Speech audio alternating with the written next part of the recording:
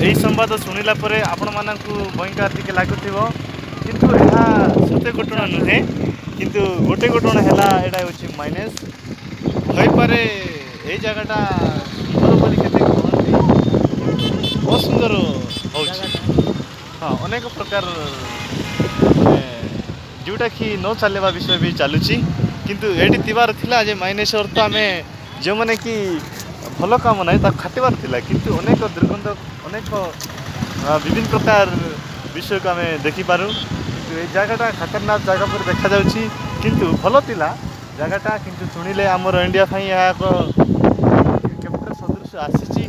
ବହୁତ ଦୁଃଖର ବିଷୟ ଭାଇମାନେ ଶୁଣନ୍ତୁ ଏବଂ ବନ୍ଧୁଗଣ ଏ ନାଲ୍କ ଉପରେ ଯେଉଁମାନେ କି କାର୍ଯ୍ୟ କରୁଛନ୍ତି ସେମାନଙ୍କୁ ମଧ୍ୟ ମୁଁ ଆନ୍ତରିକ ନମସ୍କାର କରୁଛି କିନ୍ତୁ ଯେଉଁମାନେ କି ବୁଲିବାକୁ ଆସିଛନ୍ତି এই সমস্ত মানে জনজাতি অনেক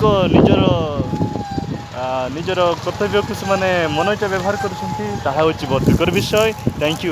ୱେଲକମ୍ ଟୁ ନାଲ୍କ କମ୍ପାନୀ